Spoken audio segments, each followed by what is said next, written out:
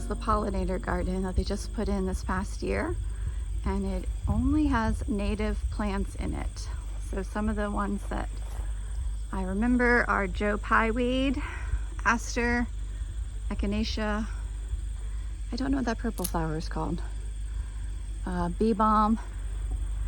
And this is a hedge of winterberry, which I love winterberry. Don't know what that is, but it's really pretty. You can see the pollinators.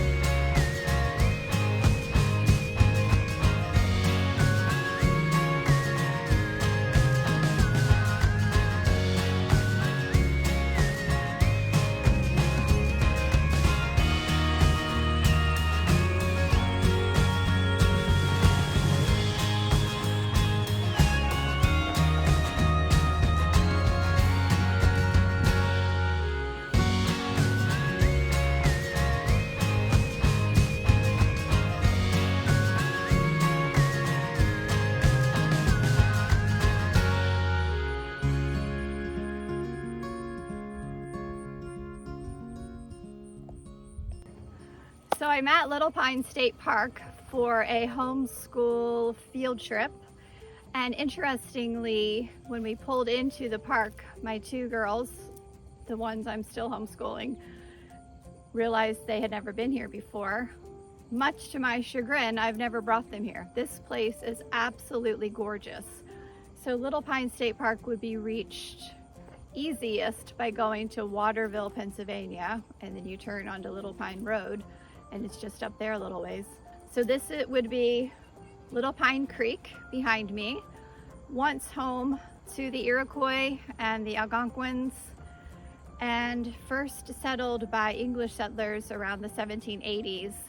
And if you know anything about the history of Williamsport and north central Pennsylvania, you can guess that the majority of English settlers would have been around here for the business of logging. So all of these hills would have been logged, and the wood floated down Little Pine Creek to Pine Creek, all the way to the Susquehanna, and then to Williamsport to be caught in the Williamsport boom, and then turned into lumber. You know, the sailing industry in the 19th century was great, and they needed lots of what would it be? The tall white pine would have been perfect for the masts. So that is, in a nutshell, very brief history of Little Pine State Park. As I mentioned, all of the trees would have just been completely clear cut. They weren't interested or knowledgeable, I guess, at the time about conservation. So it would have been in the 1930s, with the advent of the Civilian Conservation Corps, the CCC, that the hills would have been replanted. And so there was a CCC camp here and lots of CCC buildings. At the end of the 1930s, the land was turned over to the state of Pennsylvania, and this park was, you know, instituted, and it was used as a picnic ground. The dam, which we'll go to in a few minutes, would have been built in 1950, and it was in the 1972 flood of Agnes. If you're familiar with Agnes, a lot of damage occurred all along the Susquehanna Valley, and everything, you know, this area was flooded. All of the CCC buildings were wiped out. So there was a lot of rebuilding and whatnot over the years. I think it was in 2002 that the current visitor center / nature center, it would have been built. And the pollinator garden, which we visited and I showed you a few shots from, was just put in last year. So all of those would be native plantings to encourage the pollinators. So today's field trip was really the first field trip and like a get to know you picnic for the homeschool group. And the group was split into two. One group went with one park educator to talk about flowers, and then the other half went with a park educator to talk about pollinators, and then they switched. As it happens, my two girls, I think, were some of the oldest girls. Hopefully they enjoyed the field trip. I brought my older kids here all the time for homeschool classes. It was here at a class I recall learning about this little fact about spiders, that you're never more than 1 foot away from a spider. I had no idea until that class. Also, a couple of years after that class, I recall bringing my boys here for a class that was all about edible plants, and then another one about natural dyes. And they would come here for homeschool boy campouts and camp out here in the campground. There is a campground, I forget how many sites it has, but it also has cottages. And then just today I learned that it has yurts, which I've never stayed in a yurt. So I'm gonna see if my husband and kids wanna do that sometime. There is a beach over there, but last year's Hurricane Debbie from August of 2024 really decimated a lot of this area, and so they had to close the beach. And the park educator said it's up in the air as to whether or not they'll open it up again next year. But right behind you is a boat launch, so you can bring your canoe or kayak. I know there used to be fishing. There's a sign actually that says no fishing off of this pier that I'm on right now, but I think you can fish from a canoe or kayak. Here's the boat launch. And have I ever told you I have a kayak that I've never actually used? It's a crying shame. So I'm gonna have to look into bringing that up here. Maybe not right now because it's a bit low, isn't it? Anyway, it's absolutely just so perfect. It's so picturesque. It's so quiet. I'm just loving this day. We packed a picnic and it's just been a great day. So I thought you'd want to see the beauty of Little Pine State Park. Here's the ADA parking in order to come and enjoy the water. If you're ADA, you can drive right up to the creek. And down here is where the beach used to be. There's a little wall here. So they have a retaining wall. Oh, I wish the geese were still here. Earlier there was a whole flock of geese and they took off in flight across the water and it was so pretty. But I didn't get my camera out in time. Here's another pier.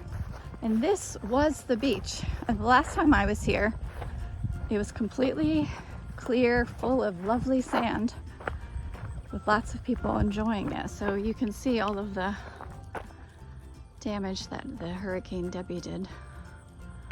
Again, over there is the dam. We're going to go over there next. Well, here's your outfit of the day. I wanted to look comfortable, or be comfortable, I should say, but still look nice.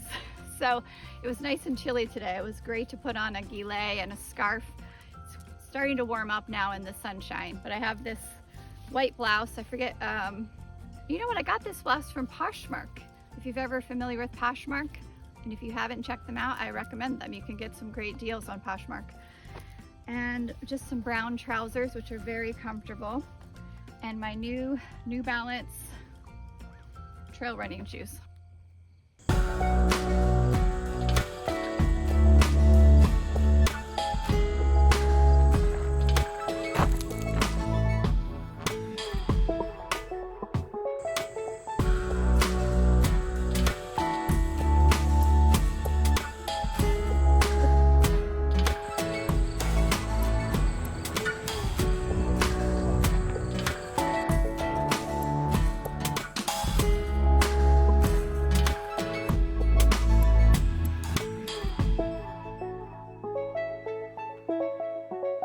So now I'm on top of the dam that, as I mentioned, was built in 1950. And so there's Little Pine Creek over there, and then over there, I guess it goes again. There's a big spillway right there. And then down there is the campground. And I just found out that we're going to be able to drive by the yurts, so hopefully I'll be able to show you the yurts. Now, years ago when I only had 2 little boys, my husband and sons and I had taken a hike, and I remember we hiked across the dam and then we made a left and went right into the woods. But now you can see there's construction happening. They're cleaning up from that Hurricane Debbie from last year, and so we can't go over there because we'd be in the middle of their way. Which doesn't make sense, does it? The middle of their way. You know what I mean. In their way.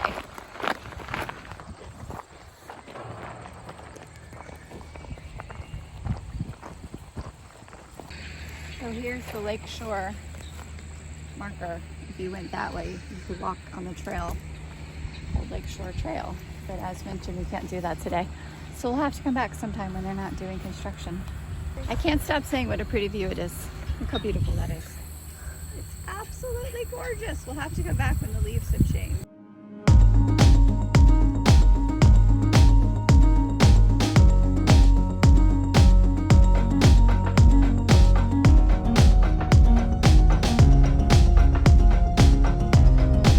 You done? Yes. Walk gently. I'm walking gently so as not to knock over the tripod. I'm on a pier. So cold.